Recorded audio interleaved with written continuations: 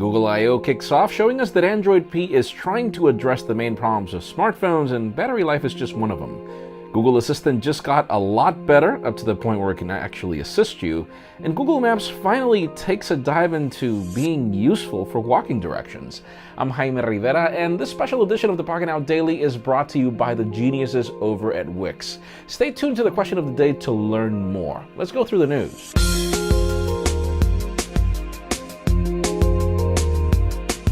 Okay, so all news today are official. Definitely, there were a ton of announcements from Google I/O.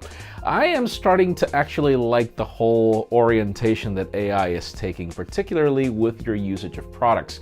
Google Maps and Google Lens being one of them. One of the things that I hate the most about being in New York City and using Google Maps is walking directions. It's terrible. It tells you go west or east, and sometimes I don't know where that is. It's the main reason why I'm using Maps. Now Google Maps is capable of being able to use the camera and give you augmented reality to be able to find where you're going. And Google Lens also brings a couple of extra features where you're able to detect what you're looking at and provide you with additional information for purchasing other products, etc. You can learn more about this in the link in the description. Now let's talk about the Google Assistant. I have always debated the purpose of digital assistants if they can't really assist you, and it seems that Google is actually wanting to change that. First of all, you get 6 new voices, one of them being John Legend. That's great. But probably what I liked the most about the keynote was seeing the Google Assistant actually be able to call on a restaurant, for example, book a table for you, and because it can recognize whatever the operator is saying, it can actually have a full conversation. I've also complained about the fact that the Google Assistant requires you to always be saying the catchphrase that I can't say because I've got like 4 phones around there. But now you won't need that. Apparently that's also going to change. I can't wait for that to roll out.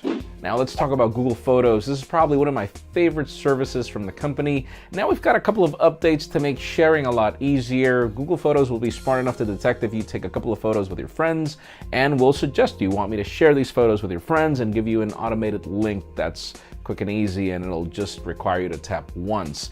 Other things are the fact that Google Photos now will be able to detect whenever it can edit a particular photo, which is following on the Assistant feature that already existed, but now brings cooler filters like black and white backgrounds with a color foreground, etc. You can learn more again about this in the description as well.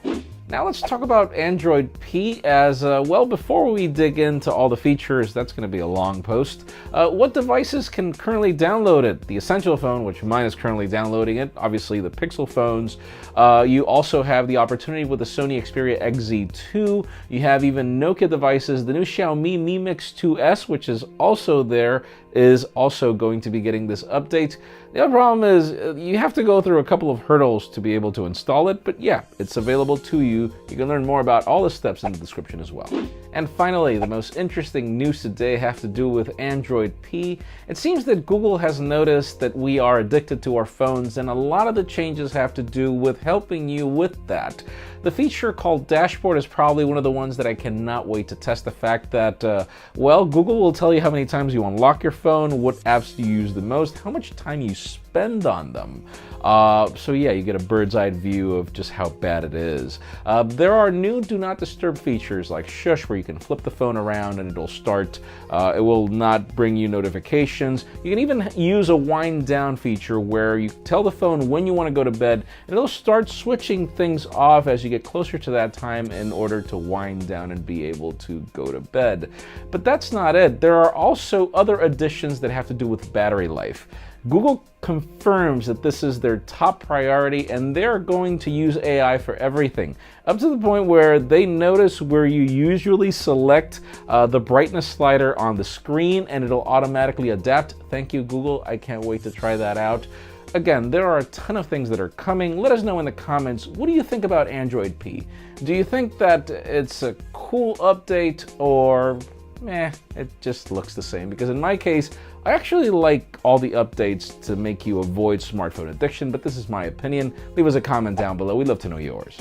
And folks, as you know, the source for the Pocketnow Daily is Pocketnow.com. The website has existed for many years, and boy do I wish that back then Wix existed to help us create it. If you're interested in creating a professional website, blog, or online store without any coding knowledge, Wix offers an insane portfolio of tools for you to design something that's right for you. And it's all drag and drop, which is so practical. Or you can choose of any of the hundreds of templates they offer. Learn more about Wix in the link in the description below. Friends, again, if you want to get the news earlier, follow us on Pocketnow.com and subscribe to our channel by hitting this button up here. You can watch yesterday's Pocketnow Daily up here, and our thoughts on the camera of the Samsung Galaxy S9 down here. And also follow me on Twitter, Jaime_Rivera, on Instagram at Jaime Rivera. Please give this video a thumbs up if you like what you saw. I'm Jaime Rivera. Thanks so much for watching. We'll see you tomorrow.